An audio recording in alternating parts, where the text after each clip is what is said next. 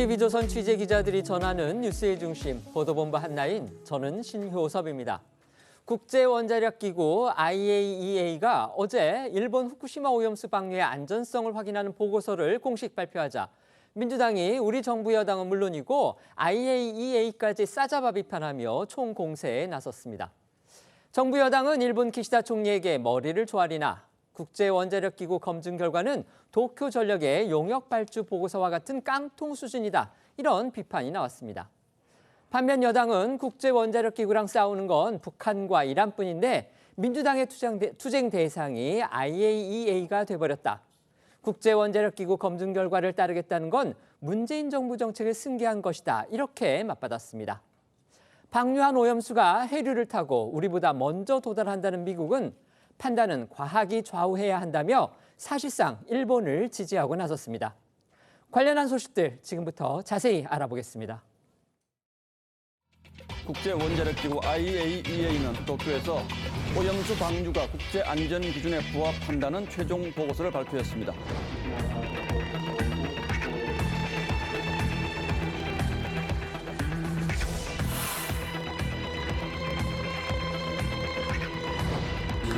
科学的根拠に基づいて、高い透明性を持って、国内外に丁寧に説明して、参りたいと思っています。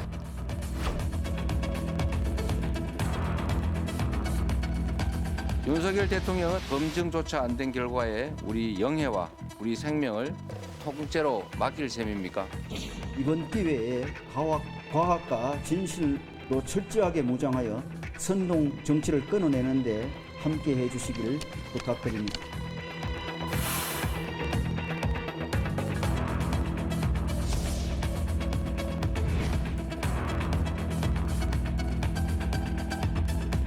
모든 국민들께서 안심하실 때까지 그것이 몇 년이 되더라도 수입 금지 조치는 유지할 계획입니다.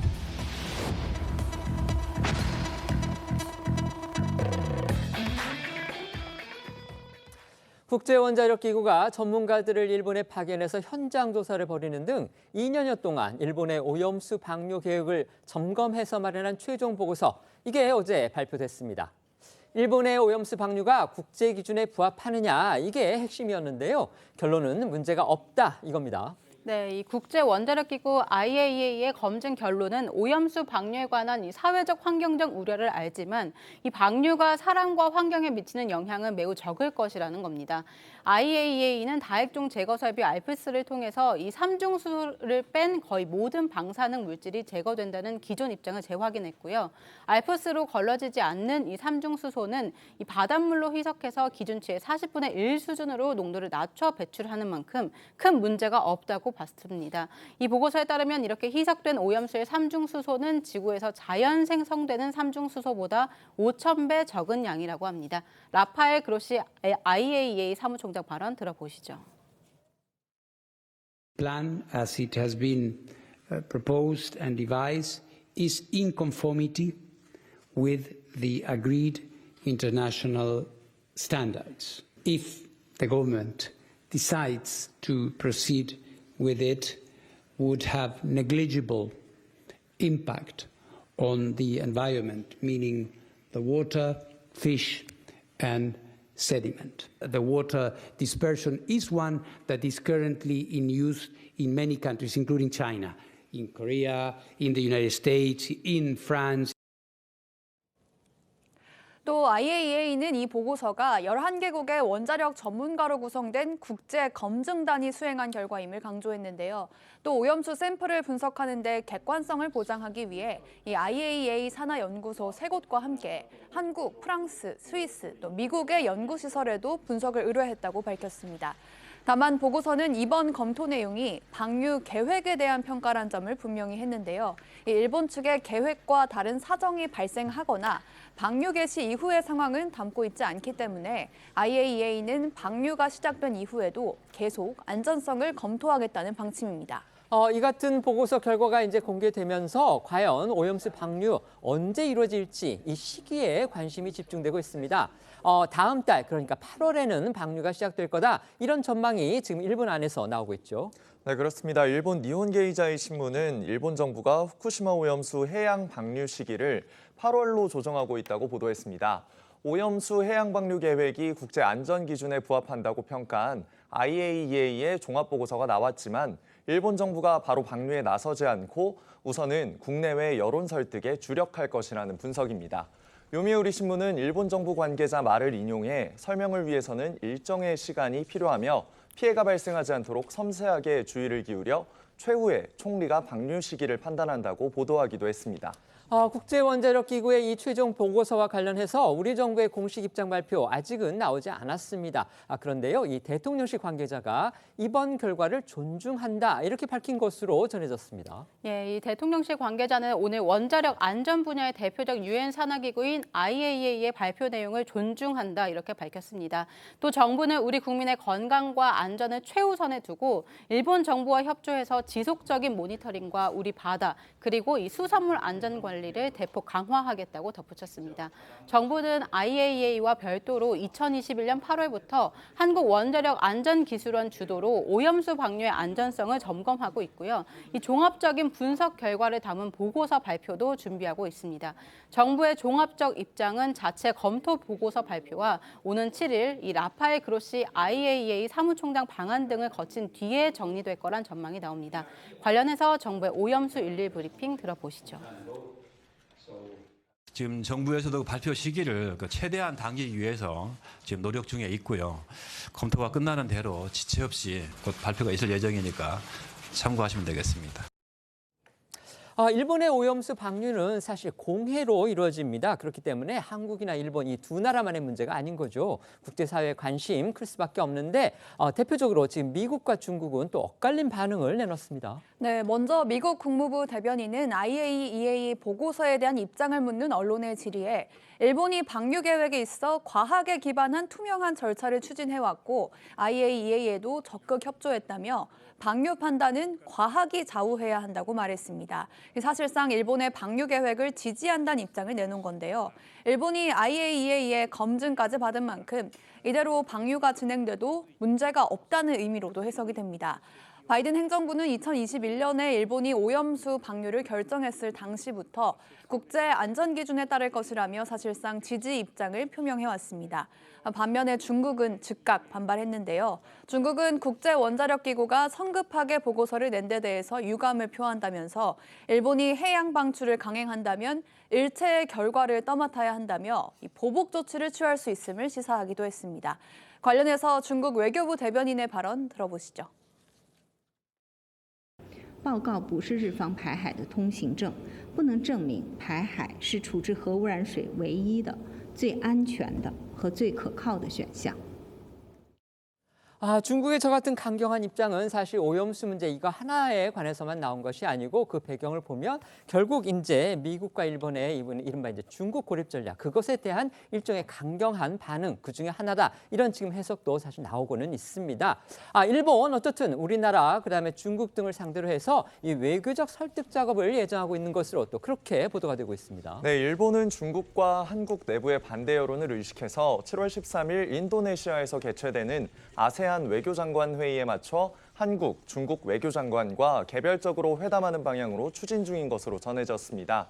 일본 요미우리 신문은 하야시 요시마사 일본 외무상이 오염수 해양 방류 계획을 설득하기 위해 한중 외교사령탑을 만나는 일정을 조율 중이라고 보도했습니다.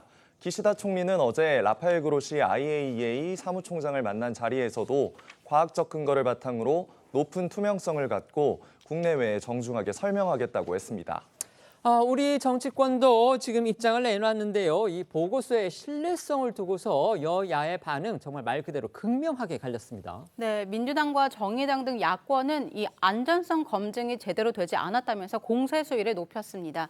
민주당은 IAEA는 국제기구로서 후쿠시마 핵폐수 안전성 검증 책임을 이 사실상 방기한 깡통 보고서를 내놨다고 했고, 이 정의당 역시 무단 투기로 인해 일어나는 어떤 피해에도 책임을 지지 않겠다는 무책임한 보고서고 이 국제 기준에 부합한다는 애매모호한 말을 하고 있다고 IAEA의 검증 신뢰성에 의문을 제기했습니다. 이런 야당을 향해 국민의힘은 국제기구마저 돌팔이 취급하는 거냐면서 보고서를 겸허히 받아들여야 한다고 했는데요. 양측 주장 들어보시겠습니다. 11개 국가의 원자력 분야의 최고 전문가로 구성된 IAEA-TF가 그 2년 동안 작업한 결과인 만큼 우리 역시 국제사회의 중추국가로서 결과를 겸허히 받아들여야 합니다. 선동을 위해 국제기구마저 돌팔이 취급하니 대체 어느 나라 정당인지 묻지 않을 수가 없습니다.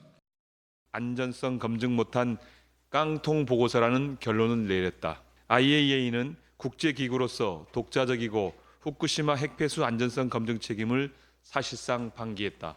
정작 후쿠시마 핵폐수를 정화한다는 다핵종 제거 설비에 대한 성능 검증은 전혀 없었다. 여야가 오늘은 각각 이제 긴급 의원총회를 열어서 여론전에 나섰습니다. 여기에서는 어떤 주장들이 또 나왔는지 소개해 주시죠. 네, 먼저 국민의힘 의원들은 우리 정부 자체 검증 결과를 신속하게 발표하고 또 오염수 방류 모니터링을 위한 일본과의 협력 채널이 구축이 필요하다는 데 공감대를 보였습니다. 그러면서 이 IAEA 보고서를 못 믿는다고 반발하는 민주당이 오히려 국제사회의 웃음거리가 되고 있고 불신과 선동을 조장하고 있다고 목소리를 높였는데요. 관련 발언들 들어보시죠. 우리나라는 2021년에 IAEA 의장국으로 선출되기도 했으며 11개 국가가 참여한 검증 TF에도 들어가 있습니다. TF 전문가 파견 결정도 문재인 정부가 한 것입니다. 필요할 때는 국제기구의 권위에 의지하더니 정치적 속셈으로 이제는 이를 부정하는 이중적 모습은 책임 있는 국제사회의 일원이기를 포기하는 것입니다. 정말 말꼬리를 잡고 있습니다. 공당의 대표가 이러면 안 됩니다. 민주당은 대선 불복하고 윤석열 타도가 목표입니다. 과학을 부정하는 정당이 대한민국에서 있어서야 되겠습니까? 국민의힘은 또 우리 국민이 안심할 때까지 후쿠시마산 수산물을 수입하지 않겠다는 게 정부 여당의 확고한 입장이라고 재차 강조하는 한편 전문가와 수산업자, 일반 시민들을 초청하는 대국민 토론회를 열고 오염수 관련 의혹을 해소하기 위한 질의응답을 진행하기로 했습니다. 반면 민주당은 IAEA 보고서를 일본 용역 보고서로 일축하며 후쿠시마 오염수 투기 저지를 위한 민주당 국회의원 결의문을 채택했습니다. 이재명 대표는 모든 것이 일본 각본대로 흘러가는데도 우리 정부는 완전 무대책이라며 윤석열 대통령을 겨냥했고요. 박광원 원내대표는 오염수 방류 저지를 위해 가능한 수단을 총동원하겠다는 방침을 밝혔습니다. 의총이 끝난 뒤에는 국회에서 규탄 시위도 열었는데요. 관련 영상 보고 오시겠습니다. 일본의 후쿠시마 오염수 해양 투기는 100% 대한민국의 국익을 침해하는 행위입니다. 일본은 IAEA가 안전하다며 손을 들어주자마자 투기 초시계를 앞당기고 있습니다. 모든 것이 일본 각본대로 흘러가는데도 우리 정부는 완전 무대책입니다. 이 보고서를 바탕으로 해서 자 이제 후쿠시마 핵물질 오염수는 안전하니까 아무 문제 없어 이렇게 우리 정부가 또 국민의힘이 얘기하는 것은 정말로 이거는 이 보고서 자체를 읽어보지도 않았다는 얘기와 다름없습니다.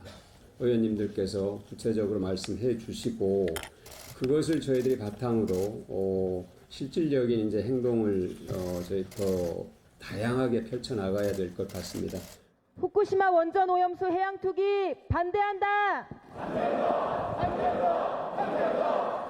국민 안전 외면하는 윤석열 정부 규탄한다. 민주당은 국회 이 후쿠시마 오염수 청문회 이걸 단독으로라도 강행하겠다 또 이런 입장을 내놨습니다. 예, 맞습니다. 앞서 양당이 합의했다 불발된 이 오염수 국회 청문회를 계속 추진해 나가겠다는 건데요. 이에 여당은 앞서 민주당이 의사 일정을 변경해서까지 이 오염수 방류 계획 철회를 촉구하는 결의안을 단독으로 강행했다고 지적하면서 이 기존 청문회 관련 합의에 대해서 시간을 가지고 계속 검토하자고 약속한 상황이었는데 이 약속을 파기한 것이며 양당 약속을 파기한 것은 합의를 지키지 않겠다고 스스로 선언한 것이라고 비판을 했습니다. 어제 국제원자력기구의 이 오염수 방류에 관한 최종 보고서 내용 어떻게 보셨는지, 그리고 어쨌든 이제 중요한 건 우리 국민이 안심하는 건데요. 이 국민을 안심시키기 위해서 정부는 어떤 노력들을 해야 한다고 보시는지 두 패널들께 의견 여쭤보겠습니다. 먼저 말씀해 주시죠. 어찌됐든 간에 오염수를 처리해가지고 공해에 방류하는 거잖아요. 근데 사실 이게 인류 역사상 처음 있는 일이기 때문에 이것의 결과가 어떠할지에 대해서 더군다나 과학자가 아니기 때문에 예단하기는 간단치 않습니다. 그런데 만약에 일본이 결국 IAEA까지도 추인을 한 거나 다름없는데 이렇게 해갖고 오염수를 방류하는 것으로서 처리를 한다 그랬을 때 다른 나라뿐만 아니라 한국도 반대할 수 없는 일이라면, 일본을 막을 수 없는 일이라면 제 생각으로는 굳이 또 찬성할 필요도 없다고 봅니다. 왜냐하면 우리가 찬성하든 반대하든 일본은 할 거니까는요.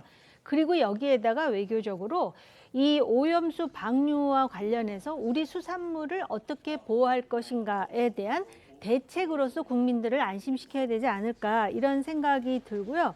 그다음에 이제 그 야당의 경우에 오염수 청문회를 연다 그러는데, 그럼 누구를 향한 청문회인지 그 객체가 분명치가 않습니다. 오염수 청문회를 하려면 대상이 일본 정부래야 되는데 우리가 오염수 방류의 주체가 아닌 거 아닙니까? 그렇기 때문에 이런 부분과 관련해가지고 야당도 이 문제 제기를 할 때 좀 합리적이고 그다음에 논리적인 방법으로 좀 했으면 좋겠다는 생각이 들고요. 그다음에 여당과 정부는 야당의 이러한 극한 반발을 정치적으로 활용할 수 있는 그러한 어떤 전략을 만들어야 됩니다. 예를 든다면 일본의 수산물 문제와 관련해서 이 자유민주주의 국가인데 야당이 이렇게 극한 그런 반발을 하기 때문에 라는 것으로서 협상의 지렛대로 삼을 수 있는 여지가 있지 않겠습니까? 이런 식으로 해서 국민의 안전과 수산물의 보호를 위해서 고민해야 되는데 미국하고 중국이 오염수 가지고 나눠지고 우리나라는 또 내부에서 여야가 이걸 가지고 이렇게 대립하고 극한 갈등으로 치닫는 것에 대해서 일본 정부가 바라보고 어떤 생각을 할까 하는 생각이 들었습니다. 네, 말씀해 주시죠. 뭐 제가 볼 때 일단 좀 우리 정부가 일본의 방류를 좀 늦출 필요가 있다는 생각을 해요. 왜냐하면 IAEA의 보고서가 나왔다고 얘기하면 그야말로 이제 과학적 데이터를 가지고 토론을 시작할 수 있는 어떤 시발점이라고 생각이 들기 때문에 그런데 일단 이 보고서와 관련해서 IAEA는 기존 입장에서 유지한 것이고 이 보고서를 본 다음에 야당에서 얘기하는 건 저희 다액정 제거 설비라고 하는 알프스의 성능이 검증 안 됐다라고 하는 뭐 3가지 문제를 제기하고 있기 때문에 저는 이 부분과 관련해서는 과학적 토론이 필요하다는 생각이 듭니다. 왜냐하면 이 부분에 대한 검증들이 IAEA가 얘기했다고 해서 100% 옳다고 얘기할 수 없다는 측면이 분명히 있고요. 두 번째는 우리 내부 문제입니다. 그러니까 국민의 상당히 압도적인 다수가 두려움과 공포를 가지고 있는 상황입니다. 아무리 과학을 얘기한다고 하더라도 어떤 그 해양에 투기된 것을 먹고 자란 생선을 먹는 것에 대한 두려움은 분명히 있는 거거든요. 좀 그렇다면 거기에 대해서 정부가 좀 포괄적인 대안을 제시를 해야 되고 야당이 제안한 안도 분명히 있지 않습니까? 어떤 방류를 뒤로 늦추고 한일 간의 협의체를 만들어 낸 다음에 투기가 아닌 다른 방안도 분명히 있기 때문에 그런 방안들을 통해서 국제적인 공조를 하자라는 측면이 하나 있고 또 중국이나 홍콩 또 태평양 도서국 같은 경우는 아직까지 반대하는 상황이라는 측면이 분명히 있기 때문에 여기에 대한 나름대로의 정부의 포괄적인 대책하고요.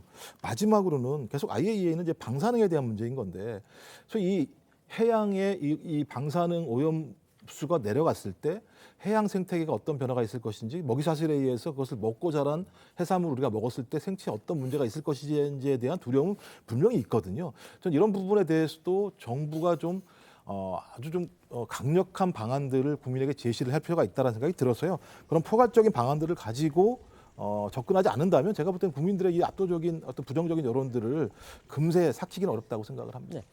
민주당 이렇게 정부 여당 강하게 공격하고 있는데요. 이 민주당 출신의 김진표 국회의장 어제 취임 1주년 기자간담회에서 윤석열 대통령의 이 대일 관계 정상화 노력 이 부분을 또 긍정적으로 평가해서 눈길을 끌었습니다. 네, 김진표 의장은 취임 1주년 기자간담회에서 먼저 오염수 문제와 관련해서 IAEA의 검증만으로 불안을 달랠 수 없다면 좀 더 이 충분한 시간을 가지고 여러 가지 방법을 모색해야 한다고 했습니다. 일정 기간 방류 후 그 결과를 검증해보고 피드백하는 식의 방법도 있다는 겁니다. 그러면서 김 의장은 오염수 문제에 있어서 야당의 반대나 이 국민의 걱정을 일본을 설득하는 지렛대로 삼는 외교적 지혜가 정부에 필요하다고 조언하기도 했습니다. 또 김 의장은 윤석열 대통령이 한일 간 셔틀 외교를 복원한 점을 높이 평가해 눈길을 끌었는데요. 다만 과거사 문제에 대해서는 일본의 정치 지도자들이 좀 더 진솔한 사과를 하는 것이 필요하다고 덧붙였습니다. 취임 1주년 기자간담회에 나온 김진표 국회의장 목소리 들어보겠습니다. 윤석열 대통령이 아주 어려운 결단이었다고 생각합니다. 어려운 결단으로 양국 정상 간의 셔틀 외교가 이제 회복이 됐고 한미일 안보 협력의 방향으로 가고 있는 점은 저는 잘한 일이라고 생각합니다. 방류를 하는 것이 안전한 수단이 확보됐을 경우에도 한 번도 안 해본 일이니까 그 시기를 좀 더 길게 잡고 일정 기간 방류하고 그 결과를 검증해보고 다시 피드백하는 식의 여러 가지 방법을 모색할 수 있다고 생각합니다. 야당의 반대나 국민의 그런 걱정을 정부가 이것을 일본을 설득할 수 있는 지렛대로 삼는 그런 외교적 지혜가 필요한 때라고 생각을 합니다.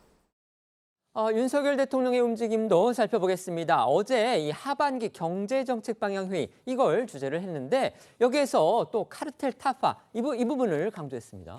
네, 윤 대통령은 어제 청와대 영빈관에서 2023년 하반기 경제정책 방향에 관한 비상경제 민생회의를 주재했습니다. 윤 대통령은 모두 발언을 통해 지난 1년간 정부가 주도한 경제정책의 성과를 조목조목 설명했고요. 올 하반기 경기의 반등을 통한 대역전극을 만들겠다는 의지를 피력했습니다. 또 말씀하신 대로 윤 대통령은 하반기 경기 반등의 필수 조건으로 수출 확대와 교제 혁파, 그리고 이권 카르텔 타파를 강조했습니다. 앞서 신임 차관들에게 재차 당부했던 카르텔 타파를 다시 한번 꺼내든 건데요. 직접 들어보시죠. 올해 하반기는 위기를 극복하며 한 단계 더 성장해온 한국 경제의 저력을 보여줄 중요한 변곡점이라고 생각합니다. 우리 경제가 글로벌 스탠다드에 맞지 않는 제도와 규제를 선제적으로 그리고 적극적으로 시정해 줘야 합니다. 자기들만의 카르텔을 구축해서 이권을 나눠 먹는 구조는 철저히 타파해야 합니다. 네, 대통령실에 따르면 윤 대통령은 이어진 회의에서 기업인들의 투자 결정을 막는 결정적 규제, 이른바 킬러 규제를 걷어내라는 지시를 했다고도 합니다. 구체적으로 어떤 규제가 킬러 규제인지 언급되진 않았지만 대통령실 관계자는 정부가 다음 달 개정을 추진 중인 화학물질 등록 및 평가 등에 관한 법률과 화학물질 관리법, 즉 화평법과 화관법을 염두에 둔 것이란 설명을 내놓기도 했습니다.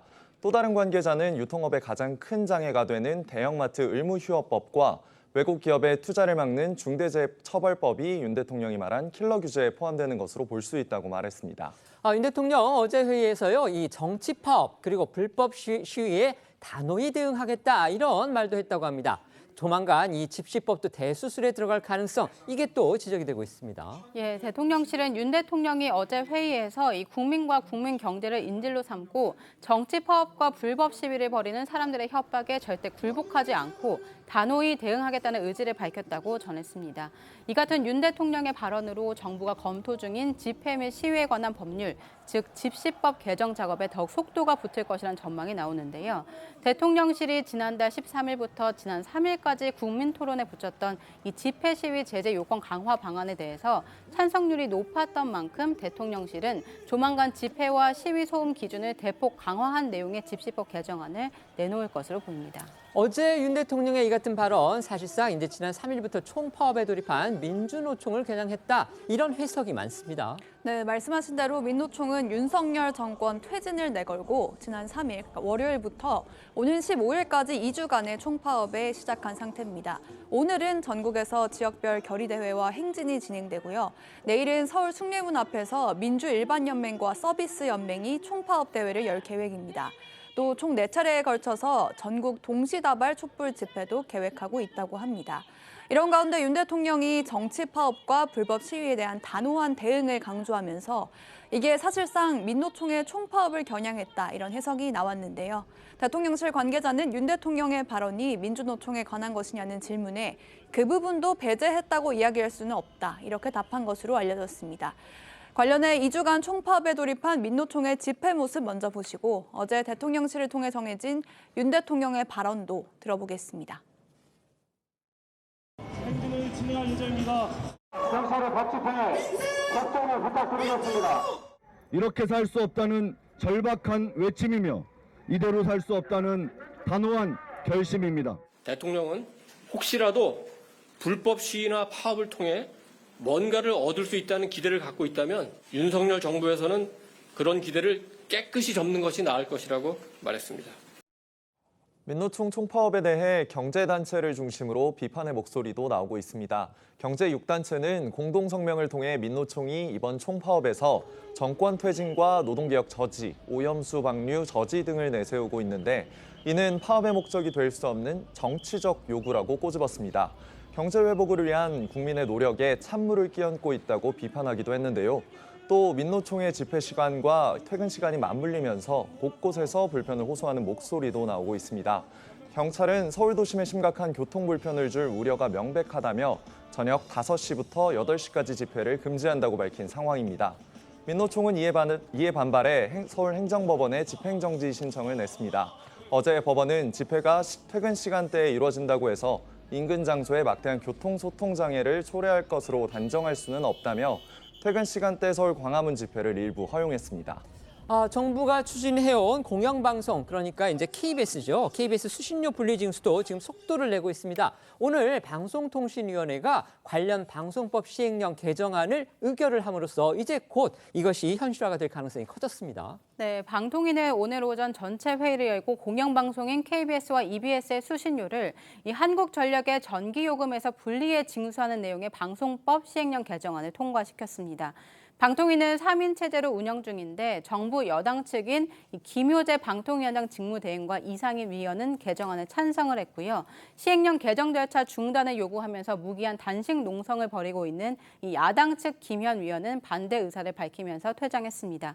오늘 가결된 시행령 개정안은 앞으로 차관회의와 국무회의 의결, 또 대통령 재가 절차를 거쳐서 이달 중 공포될 예정인데요. 다만 분리징수 이행 방안이 아직 정해지지 않은 만큼 실제 분리징수가 시행되기까지는 시간이 좀 더 걸릴 것으로 보입니다. KBS 수신료 분리징수를 놓고서도요. 지금 여야 정치권의 공방 아주 여전히 거셉니다. 네, 민주당은 이 KBS 등의 수신료 분리징수는 윤석열 정부의 방송 장악이라고 비판하고 있습니다. 국회 과방위 소속 민주당 의원들은 오늘 오전 방통위를 항의 방문하고 TV 수신료 분리징수는 절차도 내용도 형식도 상식적이지 않은 방송 장악을 위한 우격 다짐이라며 즉시 중단하라고 목소리를 높였습니다. 또 앞서 전해드린 이 무기한 단식 농성을 벌이고 이 시행령 개정 중단을 요구하고 있는 김현 위원도 오늘 한 라디오 인터뷰에서 윤석열 정부가 공영방송을 장악하기 위한 시나리오를 진행하고 있다고 주장했는데요. 민주당과 김현 위원의 목소리부터 이어서 들어보겠습니다. 윤석열 대통령은 치사하고 비겁한 방송 장악 시도를 중단하라. 국민은 공영방송 포기, 민주주의 파괴 역사로 오늘을 기억할 것이다.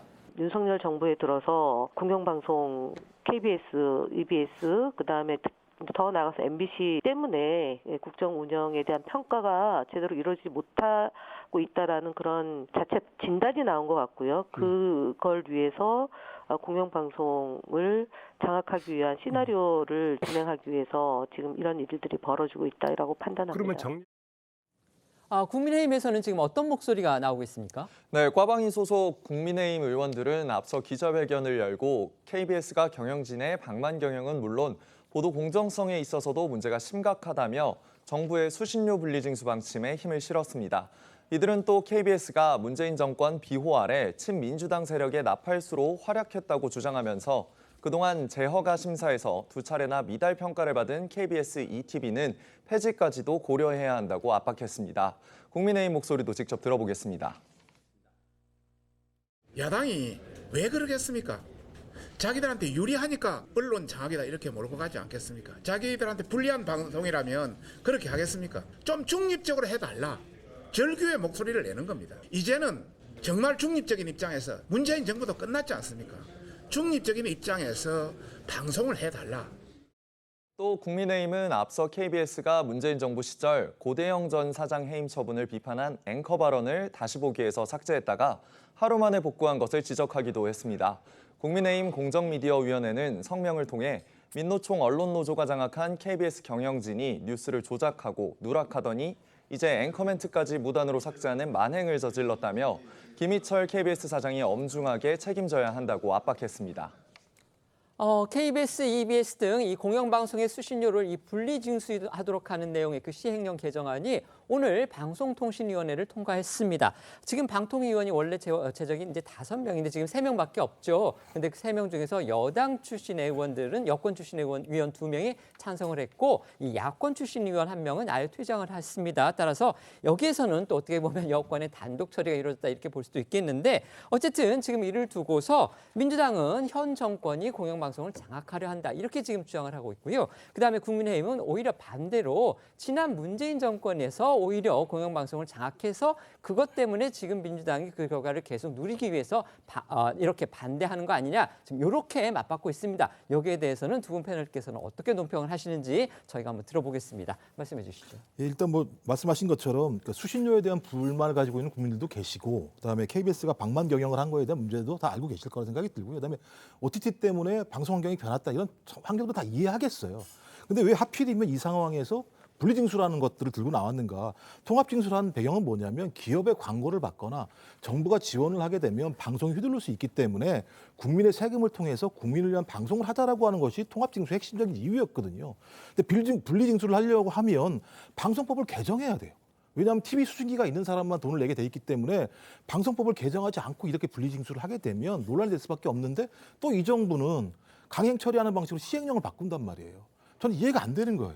적어도 대통령이 법치를 강조하셨으면 상위법의 개정을 통해서 시행령을 바꾸는 게 맞는 건데 거꾸로 방식으로 가고 반법률적인 방식을 채택하고 있는 이유가 뭘까?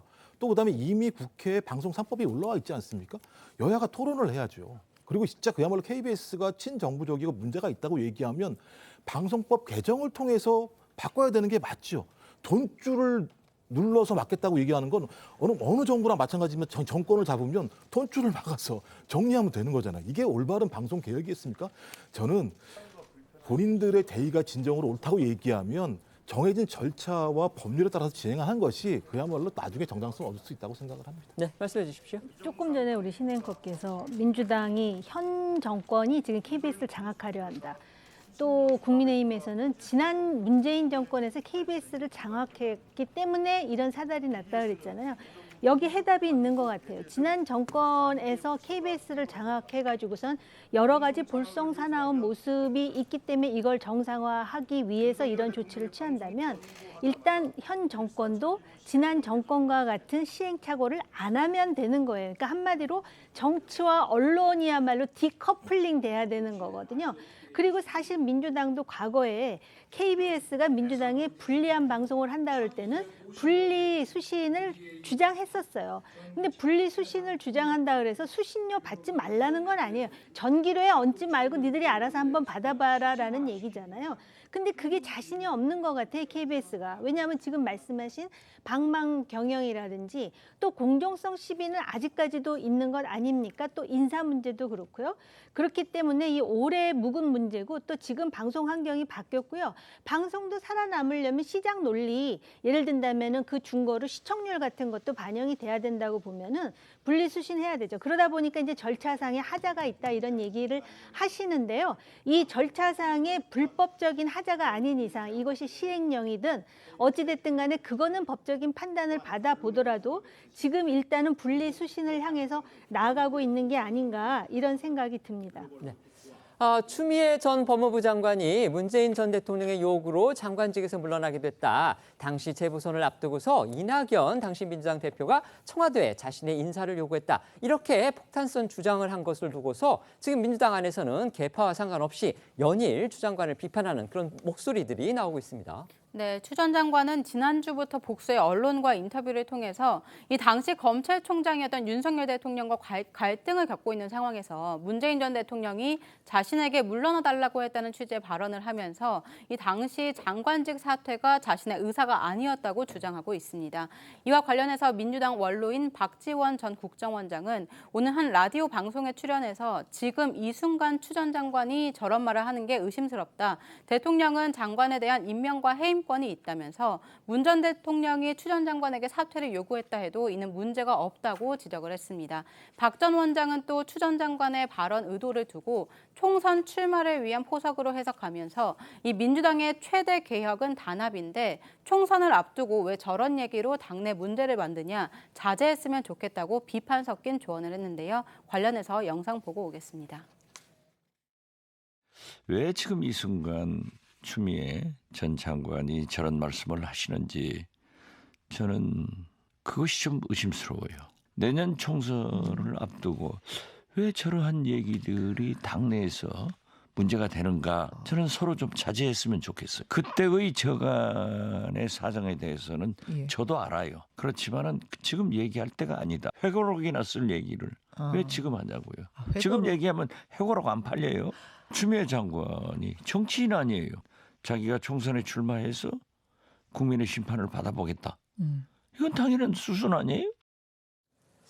추미애 전 장관이 이낙연 전 대표를 공격한 것에 대해서도요. 이 친이낙연계 의원들이 사실이 아니다 이러면서 반박하고 나섰습니다. 네, 말씀드린 것처럼 추미애 전 장관은 자신과 당시 검찰총장이었던 윤석열 대통령의 갈등에서 여론이 악화됐을 때 재보궐선거를 의식한 이낙연 당시 민주당 대표가 윤 총장이 아니라 자신의 퇴진을 요구했다. 이런 취지의 주장을 계속하고 있는데요.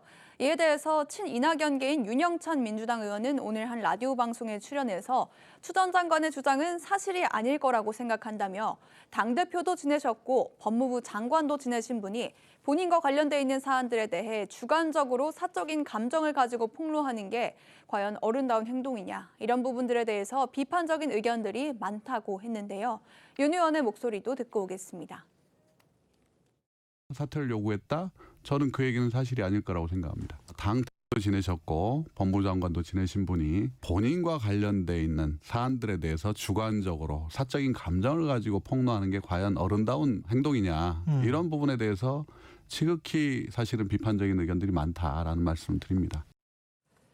추미애 전 장관이요. 이낙연 전 대표하고 각을 세운 거 사실 이번이 처음이 아닙니다. 몇 번의 전례가 또 있죠. 네, 추 전 장관은 지난달 27일 한 라디오 방송에 출연해서 이게 나라냐고 촛불 국민들이 주문했을 때는 궁극적인 변화를 바랐을 것인데 이 전 대표는 당시 총리로서 현상 관리에만 치중하고 여론조사에 전전긍긍했다. 그 결과 검찰 국가가 탄생했다며 이낙연 전 대표를 향해 맹공을 퍼붓기도 했습니다.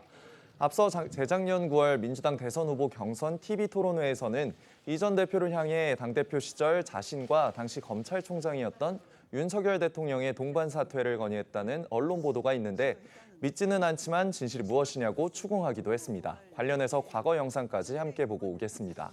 김건희 씨의 윤석열 검찰총장 아주 한심하지 않습니까? 네. 제가 그때 그 감찰도 했었고요. 또 징계 청구도 하려고 준비를 했던 그 감찰 시기에 언론들은 이게 야당하고 합세를 해가지고 추윤 갈등 프레임을 씌웠고요. 그런데 당시 후보님은 당 대표셨어요. 이를 바로 잡으려는 법무부 장관에 대해서 해임 건의를 했다라고 언론 보도가 났는데 지난번 그런 적이 없습니다. 그러면 네. 언론이 오보를 했겠네요. 네, 그 무렵에 제가 이런 말씀을 쭉 안 드렸었는데요. 대통령께서 국민께 사과한 일까지 있었지 않습니까? 담당 장관이었다면 그런 일에 대해서 미안해야 옳을 것입니다. 그런데 자꾸 다른 쪽에 탓을 돌리는 것은 추 장관답지 않습니다. 그런데 추미애 전 장관, 이낙연 전 대표에 대한 폭로성 발언을 한 그 방송에서 오히려 또 이재명 대표를 향해서는 뭔가 옹호하는 듯한 그런 발언을 했습니다. 정치권에서 이를 두고서도 또 해석이 나오고 있죠. 이 추 전 장관은 이낙연 전 대표에 대한 폭탄성 발언을 한 같은 방송에서 이 진행자로부터 민주당 내 계파 갈등 관련 질문을 받자 이재명 대표는 오히려 사법 피해자라면서 검찰 정권이 사법 리스크를 만들어가는 건데 이 사법 피해자 보고 당신 때문이라며 집안 싸움에 전념하고 있어 너무 답답하다 이렇게 답을 했습니다. 추 전 장관은 앞서 2021년 민주당 대선 후보 예비 경선 때도 이재명 대표를 적극적으로 지원을 했었고요.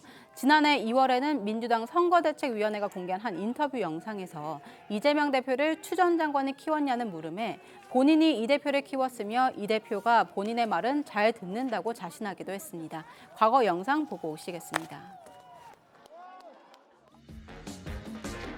진짜지. 내가 당 대표였잖아. 공천장 서명하고 모든 후보들 당선시키기 위해서 전국을 다녔는데 특히 재명이가 좀 외롭더라고. 그래서 내가 진하게 연설해주고 손 꽉 잡아주고 화이팅 해주고 했지. 내 말은 아주 잘 들어. 안 지키면 내가 멱살 잡지. 내가 미리 경고하는 건데 이 누나 무서운 거 알지? 그래서일까요? 추 전 장관의 이 폭로성 발언들에 대해서요, 이재명 대표의 강성 지지층으로 불리는 이른바 이제 개혁의 딸들, 그 개딸이나 부르는 분들이 또 환호를 하고 있다. 이런 기사들이 나오고 있습니다. 그렇습니다. 이 대표 지지자로 추정되는 당원들이 민주당 게시판에 이재명 다음 대통령은 추미애, 먼저 이재명 대통령 빨리 만들자는 글을 올렸고요.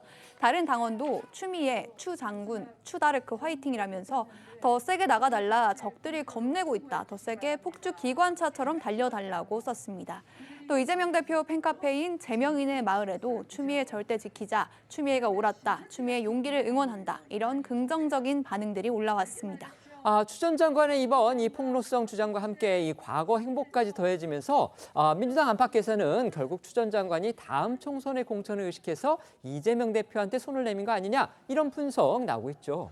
네, 김용태 전 국민의힘 최고위원은 추 전 장관의 발언 배경에 대해 친명으로 환승 중인 것 같다며 이재명 대표한테 잘 보여서 내년 총선에서 역할 한번 해보겠다고 하는 것으로밖에 보이지 않는다며 굉장히 잘못된 모습을 보여주고 있는 것이라고 비판했습니다. 반면 민주당 친명계인 김영진 의원은 어제 한 라디오 방송에 출연해 추 전 장관과 이재명 대표는 서로 잘 아는 사이이기 때문에 러브콜을 보내고 안 보내고 할 그럴 사이가 아니다라며 추 전 장관이 이재명 대표에게 이른바 줄을 서려는 것이다라는 추정에는 선을 그었습니다. 관련해서 영상 보고 오겠습니다. 문재인 정권에서 장관을 하셨던 추미애 전 대표께서 지금 친명으로 환승 중이신 것 같아요. 이 비판에는 명분도 없고 오로지 지금 뻔하잖아요. 어린애처럼 지금 이재명 대표한테 잘 보여가지고 내년 총선에서 어떤 역할 한번 해볼까. 뭐 이러한 것 외에는 저는 추미애 전 장관이 지금 와서 이런 발언을 왜 하는지는 도저히 이해가 잘 안 가네요. 예. 추미애 전 당대표가 이재명 대표는 서로 잘 아는 사이이기 때문에 뭐 러브콜을 보내고 안 보내고 할 그런 사이는 아닌 것 같고요. 본인이 상대해봤던 윤석열 검찰총장의 행태 이런 부분들에 관해서 아주 심각하게 생각하고 민주당이 이제 더 잘해야 된다. 아마 그런 충정이지 않았나.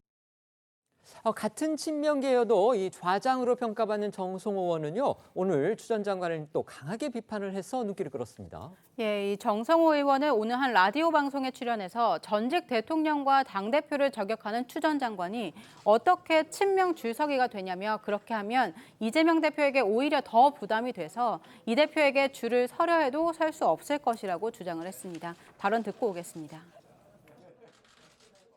아니 그렇게 해서 줄 서가 전 대통령을 저격하고 그 당시 또 당대표도 이낙연 대표를 저격해갖고 그게 어떻게 이재명 대표에 줄 서는 거 되겠습니까? 사실은 더 부담이 돼갖고 줄 설래도 쓸 수가 없겠죠 오히려요. 추미애 전 장관에 대해서는요, 이 여권도 그렇고 이른바 이제 제3지대 인사들까지도 지금 날선 비판을 쏟아내고 있습니다. 네, 먼저 여권에서는 국민의힘 하태경 의원이요, 어제 한 방송에 출연해서 추 전 장관을 향해서 정치 그만해라, 과거 노무현 전 대통령의 탄핵에도 앞장섰다가 무릎 꿇고 삼보일배 속죄하는 게 얼마 전의 일인데 이제는 자기가 모셨던 문재인 전 대통령까지 저격을 하느냐면서 친명 강경 세력의 도움을 받아서 한 번 더 정치해보겠다는 속셈인데 국민의힘 입장에선 나쁘지 않지만 정치 도의상 이런 식의 정치는 정치 혐오감만 부추긴다고 비판했습니다. 박원순 전 정의당 정책위 의장도 추 전 장관이 노무현 전 대통령을 탄핵했던 게 우연이 아니다. 윤 정권 탄생의 1등 공신. 이걸 벗기 위해 그 책임을 문 전 대통령에게 돌린 것이라고 주장했습니다. 제3지대 신당을 준비 중인 양향자 의원도 도를 넘었다. 자신의 무능에 전 대통령과 총리에게 전가시킨다고도 했는데요. 박원석, 양향자 두 사람 목소리 듣고 오시겠습니다. 저분이 노무현 전 대통령 탄핵했던 게 우연이 아니에요. 아니 세상에 아무리 서운한 게 있고 지금 와서 본인이 명분 찾기 위해서 책임을 돌리고 싶은 의도가 있어도 직전까지 모셨던 대통령을 기회주의자라고 얘기하는 거는 제가 이런 표현까지 쓰고 싶지 않지만 양아치 정치죠. 그렇지 않습니까?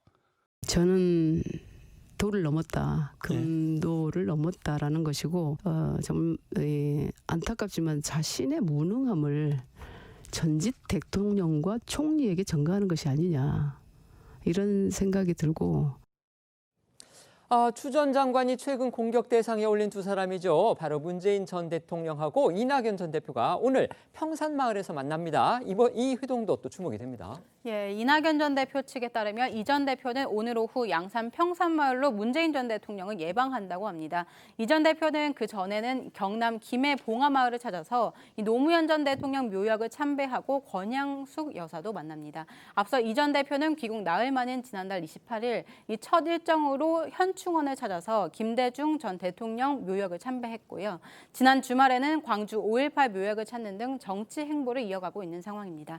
관련해 이 전 대표 모습 보고 오겠습니다. 이제부터는 여러분 곁을 떠나지 않겠습니다. 나라가 국민을 걱정하는 것이 아니라 국민이 나라를 걱정하는 지경이 됐습니다. 이 지경이 된 데는 저의 책임도 있다는 것 잘 압니다. 저의 못다한 책임을 다하겠습니다. 첫 일정으로 묘역 참배 결정한 이유가 있으실까요? 김대중 대통령은 제 정치의 원점입니다. 그래서 1년 전에 출국할 때도 여기 와서 귀국 인사를 드렸던 것처럼 오늘도 귀국 인사를 드리게 됐습니다. 이 전 대표 지난달 귀국 이후에 이처럼 동서로 분주하게 움직이고 있지만요. 정작 이재명 대표와의 만남 여전히 이루어지지 않고 있습니다.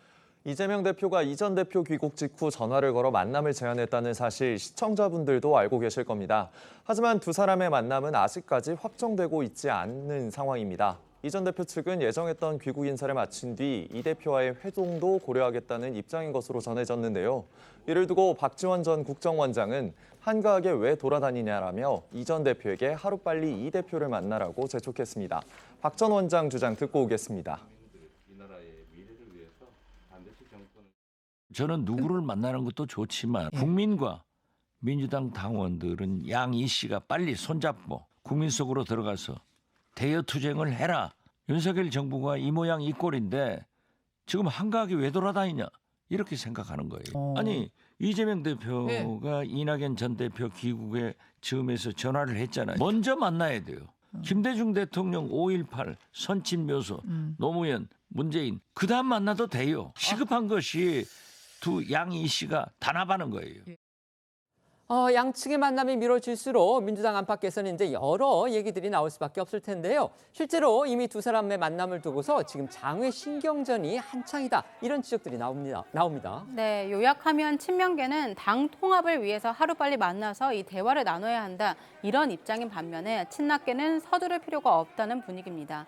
먼저 친명계 좌장인 정성호 의원은 한 라디오에서 당의 지도자인 두 분이 빠른 시일 내에 만나서 국민들의 궁금증을 해소하고 이 민주당의 위기를 극복하는 데 뜻을 같이 하길 희망한다고 밝혔고요. 대표적인 친낙계 윤영찬 의원은 다른 라디오에 출연해서 본인이 생각하는 일의 절차들이 있는데 그게 마무리되기 전에 왜 안 만느냐고 체근하는 건 예의가 아니다라고 말을 했습니다. 전직 당대표들의 행보 또 폭탄성 발언을 두고서 민주당 내 평가 시선 이처럼 엇갈리고 있는 상황에서요. 계파 갈등이 분단까지 번질 수도 있다. 이런 주장이 어제 또 공개적으로 나와서 눈길을 끌었습니다. 네, 대표적인 비명계 중진 의원이죠. 이상민 의원의 주장인데요. 이 의원은 어제 한 라디오에서 도저히 뜻이 안 맞고 방향을 같이 할 수 없다면 유쾌한 결별도 각오해야 한다면서 당내 계파 갈등으로 인한 분당 가능성을 시사했습니다. 같은 비명계여도 친이낙연계로 알려진 이계호 의원은 이상민 의원의 분당 가능성 주장에 동의할 수 없다며 다른 목소리를 내기도 했습니다. 추미애 전 대표의 폭로성 주장, 또 이재명 대표를 아직까지 만나지 않고 있는 이낙연 전 대표의 행보. 뭔가 민주당 내부가 계속 이제 어수선하고 질서가 잘 잡히지 않는다. 이런 인상 받을 수밖에 없는데요. 이럴 때일수록 이재명 대표가 확고한 리더십을 발휘해야 한다. 또 이런 생각 가지신 분들도 민주당 안에 많을 것 같습니다. 어떻게 생각하십니까? 예, 진짜 가지가 많으니까 바람 잘 날이 없다라고 민주당이 좀 그런 상황인 것 같고요.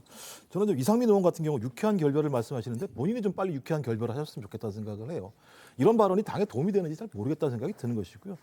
그 추미애 전 장관도 마찬가지입니다만 적어도 조국 전 장관의 인사청문회 이후 그다음에 추윤 갈등 1년 정도가 진행이 되면서부터 국민들이 상당히 예를 들면 이 부분과 관련해서 분노를 느꼈죠. 공정성이 있는가 이 정부에 이런 것들 때문에 보궐선거에서 패배하고 대선 지방선거까지 패배한 상황이기 때문에 거기에 대한 책임에서 본인이 벗어날 수 없다는 생각이 드는데 또 이런 소재를 가지고 본인의 정치적 재기를 도모하는 것이 민주당에 좋은 것인가. 본인이 당대표까지 했었고 장관까지 지낸 분이라고 한다면 선당 후사의 자세를 가져야 될 것 같고요. 이낙연 전 총리도 마찬가지입니다만 이재명 당대표가 좀 큰 폭에서 만나서 지금 상황에서 가장 중요한 부분들은 현 정부와 얼마큼 열심히 잘 싸우는가의 문제이거든요. 그래서 전현직 당대표가 좀 빨리 단합하는 모습을 보이는 것이 민주당을 위해서도 좋은 방향이라는 생각이 듭니다. 네. 정성호 의원이 인터뷰를 통해서 추미애 전 대표가 전직 대통령과 당대표를 저격했는데 어떻게 이재명의 줄서기가 되겠느냐 이렇게 얘기했잖아요. 그거는 줄 서지 말라는 시그널이라고 저는 생각해요. 그러니까 이재명 대표도 굉장히 부담스러워한다는 걸 여기서 느낄 수가 있고요. 추미애 전 대표의 의도가 어떠하든. 그다음에 이낙연 전 대표의 경우에는 본인이 공항에 내렸을 때만 하더라도 한 1,000명 정도 나왔다 그러는데 자기 뜻대로 지금 잘 안 되고 있는 겁니다. 그리고 호남에서의 호응이 굉장히 중요한데 그것도 그렇게 인상적인 그런 수치로 지금 나오지 않고 있거든요. 그런데다가 이재명 대표의 지지도가 사실은 더 떨어져야 여기서 역발상도 나오고 뭔가 살아남기 위해서 민주당이 움직이는데 그렇지 않은 상황이기 때문에 내년 총선은 아마 극강의 두 진영 간 대결이 될 가능성도 있다. 이게 한국 정치에는 그렇게 썩 바람직한 일은 아니죠. 네. 민주당 내부는 송영길 전 대표의 전직 보좌관이 구속된 이른바 전당대회 돈봉투 사건을 두고서도 술렁이고 있습니다. 이제 관심은 송 전 대표의 관여 여부, 그리고 검찰이 돈봉투를 받은 것으로 의심하고 있는 그 민주당 의원 20명 그 사람들한테 어떻게 검찰이 수사의 칼날을 댈 것이냐, 여기에 지금 쏠리고 있습니다. 이런 상황에서요, 이 새로운 녹취록이 추가로 공개가 됐는데 그 내용들이 또 주목할 만합니다. 예, 이 송 전 대표의 최측근이자 이번 사건의 핵심 피의자 박 전 보좌관이 구속된 가운데 이 송 전 대표가 박 전 보좌관과의 협의를 지시했다는 내용이 담긴 녹취록이 추가로 공개돼서 주목되고 있습니다. 이 공개된 내용은 이번 사건의 발단이 된 이른바 이정근 녹취록 속에 이정근 전 사무부총장과 박 전 보좌관의 통화 내용, 그리고 이전 사무부총장과 강래구 전 한국감사협회장이 송 전 대표와 박 전 보좌관을 언급한 내용 등인데요. 이 녹취록을 공개한 JTBC는 이 전 부총장과 강 전 회장이 돈을 뿌릴 때마다 이 박 전 보좌관과 긴밀히 논의를 했고 박 전 보좌관이 직접 돈을 나눠준 정황도 확인됐다고 보도를 했습니다. 송 전 대표의 지시 내용은 이성만 의원이 건넨 돈이 캠프 지역본부장들에게 뿌려진 3월 30일 이 전 부총장과 강 전 감사와의 통화에 담겨 있습니다. 이 전 부총장이 강 전 감사에게 송 전 대표가 뜬금없이 박 보좌관을 배제하지 말고 협의해서 진행하라고 했다, 이렇게 말하는 내용인데요. 공개된 녹취록 내용들 직접 들어보겠습니다. 야, 이게 10개구만. 근데 이거 다 줘? 아니면 내구는 5개만 주라는데. 줘, 그냥 해봐줘. 아이, 나중에 적게 줬네, 많게 줬네 얘기하니까.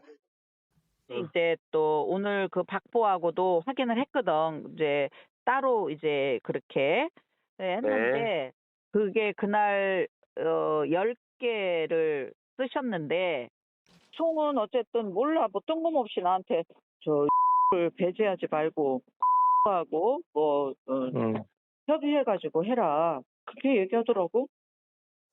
이 같은 녹취록 내용에 비춰봤을 때 이 송영길 전 대표의 주장과 달리 결국 이제 송 전 대표가 돈봉투 조성이나 전달 이 부분을 충분히 알고 있었고 또 일정 부분은 관여까지 한 거 아니냐 이런 의심이 지금 나오고 있는 겁니다. 네, 박 전 보좌관의 신병을 확보한 검찰 수사 역시 박 전 보좌관과 송 전 대표와의 관련성에 집중될 전망입니다. 세계일보 보도에 따르면 한 검찰 관계자는 이제는 주로 캠프 내부 공범이나 보고, 지시 관계를 볼 것 같다고 설명했습니다. 또 송 전 대표의 외곽 후원 조직인 먹사연 자금이 송 전 대표 캠프에 추가로 유입됐을 가능성도 들여다보고 있는 것으로 전해집니다. 다만 녹취록을 공개한 JTBC는 송 전 대표는 자신이 직접 관여했다는 내용은 없다며 당시 박 전 보좌관이 어떤 일을 했는지 자세히 알지는 못한다는 입장이라고 전했습니다. 여기에 JTBC는 송 전 대표가 강하게 부정하고 있는 증거인멸 의혹과 관련해서도 새로운 정황들을 보도했습니다. 박 전 보좌관이 송 전 대표의 외곽 조직인 멱사연의 컴퓨터 하드디스크 교체를 지시한 날짜가 JTBC 취재진이 박 전 보좌관에게 돈봉투 의혹에 대한 질문을 했던 바로 그 다음 날이라는 건데요. JTBC 어제 보도에 따르면 박 전 보좌관의 돈봉투 의혹에 대해서 물은 것은 지난해 11월 8일이었고요. 박 전 보좌관이 먹사연의 컴퓨터 교체를 지시한 건 바로 그 다음 날인 11월 9일이었다고 합니다. 이에 대해 JTBC는 박 전 보좌관이 돈봉투 의혹과 관련해서 묻지도 않는 먹사연의 자료부터 감추려 한 게 아니겠냐면서 이후에 송 전 대표가 불쾌해했다고 전한 박 전 보좌관과의 통화 내용도 함께 공개했습니다. 이처럼 증거인멸로 의심되는 이런 정황들이 박 전 보좌관의 이 구속에도 영향을 미쳤죠. 네, 검찰은 지난 3일 열린 박 전 보좌관에 대한 영장심사에서 이 박 전 보좌관이 먹사연 사무실 컴퓨터 하드디스크를 모두 교체하도록 한 혐의를 받고 있는 상황을 고려해서 이 구속할 필요가 있다 이렇게 주장한 것으로 전해지고 있습니다. 법원은 이러한 검찰의 주장을 받아들여서 증거인멸 우려가 있다면서 박 전 보좌관에 대한 구속영장을 발부했는데요. 하지만 송 전 대표는 이러한 의혹들을 모두 부인하면서도 박 전 보좌관 구속 이후에는 별다른 입장을 내놓지 않고 있는 상황입니다. 박 전 보좌관 구속 전에 송 전 대표 주장 들어보시겠습니다. 정말 괴로운 게 저 자신을 공격하면 차라리 낫겠는데 주변 어린 저 비서들 직원들을 이렇게 협박을 하고 진술을 강요하고 그래서 마음이 정말 불편합니다. 또 저를 안보러 주의만 하게 되면 이번엔 그냥 가는 게 아니라 검찰청 앞에 텐트를 치고 아예 끝까지 한번 버텨볼 생각입니다. 재판도 받기 전에 사람을 구속시켜서 유죄로 만들려고 그러거든요. 그럼 비겁한 행위, 증거인멸이 아니라고요. 한 번씩 정리하는 거잖아요. 일반 사무실도 더. 검찰이 송영길 전 대표를 이르면 이달 말쯤에 소환할 가능성 이것도 또 거론되고 있습니다.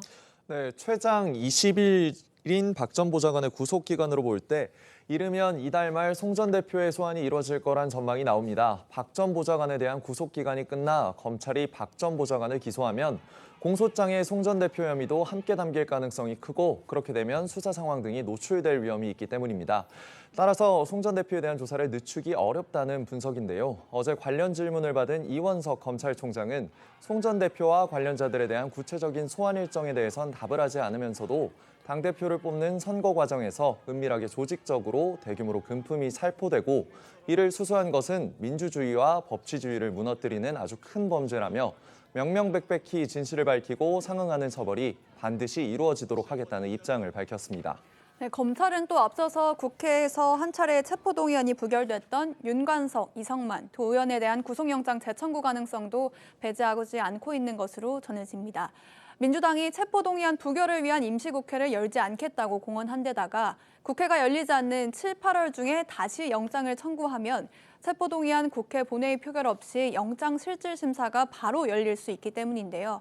하지만 재차 구속영장을 청구하기에는 핵심 증거나 증언을 추가로 확보하는 등 필요 충분 조건도 갖춰야 해서 실제 검찰이 재청구를 결정하기까지 쉽지 않을 수 있을 것 같다 이런 시각도 있습니다. 관련해서 윤관석, 이성만 의원에 대한 국회 체포동의안 제출 당시 한동훈 법무장관의 목소리도 다시 들어보시죠. 돈봉투의 조성 살포 과정이 마치 생중계되듯이 녹음되어 있습니다. 윤관석, 이성만 의원과 송영길 전 대표가 주장하듯이 불법적으로 추출하거나 왜곡하거나 악의적으로 편집할 여지도 없습니다. 그 돈봉투를 받은 것으로 지목되는 약 20명의 민주당 국회의원들이 여기 계시고 표결에도 참여하시게 됩니다. 이러다 보니까 민주당 안에서는요, 이 구속된 박 전 보좌관의 임, 이걸 상당히 걱정하고 있다는 보도 지금 나오고 있습니다.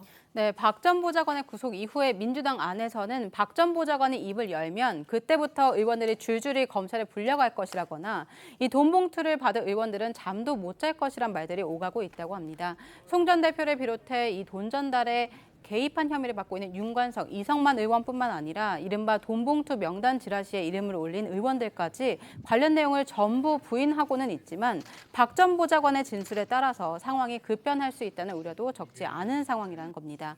이에 대해 한 민주당 관계자는 조선일보에 박 전 보좌관이 혐의를 부인할 것으로 생각이 되지만 만에 하나 누구 한 명의 이름이라도 얘기하는 순간 난리가 날 거다 이렇게 말한 것으로 전해지는데요.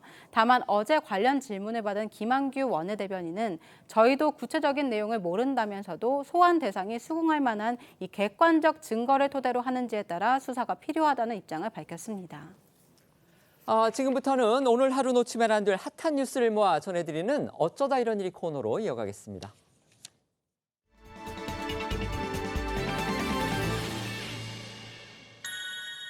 첫 번째 키워드는요, 서울 땅 4,000평 기부입니다. 원로 배우 신영균 씨의 모습이 보이는데요. 서울 땅을 4,000평 기부한다. 이거 어디에 한다는 겁니까? 예, 이 원로 배우이자 한주홀딩스 코리아 명예회장인 신영균 씨가 고 이승만 전 대통령 기념관 건립을 위해서 이 본인 소유의 서울 강동구 땅 4,000평, 약 13,000제곱미터를 기부하겠다고 밝혔습니다. 신 회장은 어제 중앙일보와의 통화에서 건국의 아버지를 기리는 사업에 이 국민으로서 협조해야 한다는 뜻에서 기증 의견을 밝히게 됐다고 설명을 했는데요. 그는 또 오늘 조선일보와의 통화에서도 제가 가진 이 대통령이 낚시를 즐기던 한강변 고덕동 땅 4,000평이 있다며 지난달 28일 이 대통령 기념관 건립 추진위 발족식에서 이 땅을 모두 기증하겠다고 밝혔다고 부연 설명했습니다. 신영균 회장의 고향은 황해도 평산으로 이 전 대통령과 동양으로 알려져 있습니다. 신영균 회장 치과의사 출신, 서울대 치대를 나온 치과의사 출신의 배우죠. 정말 당대 최고의 인기를 구가한 그런 배우이기도 합니다. 그렇습니다. 1960년대 또 70년대 한국 영화는 신영균 회장을 빼놓으면 논할 수 없다고 해도 과언이 아니라는데요. 서울대 치의학과를 나와서 치과 의사로 일하던 신 회장은 1960년 조긍아 감독의 영화 과부로 데뷔한 이후 300여 편의 영화에 출연하며 큰 인기를 누렸습니다. 영화 연산군과 열려문, 빨간 마후라, 미워도 다시 한번 같은 시리즈 등 셀 수 없는 대표작들이 있는데요. 그 모습 잠시 보고 오시겠습니다. 현 대장 나가진 소령이시다. 신고합니다. 신고하는데 저 너희들 누가 빨간 마을을 들으려고 그랬니? 건방지게 필경 나갔다 오기 전에 불을 타기 때문에 거야. 그래.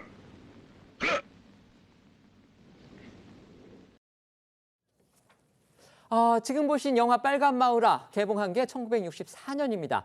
톰 크루즈가 출연한 세계적인 흥행작 탑건 그 1편이 1987년에 개봉했는데요. 그러니까 그것보다 무려 23년이나 앞서서 대한민국에서 저렇게 공군 영화가 제작이 된 겁니다. 네, 그래서인지 한국영상자료원 유튜브 채널엔 이것이 말로만 듣던 전설의 조선 탑건이란 댓글이 달리기도 했습니다.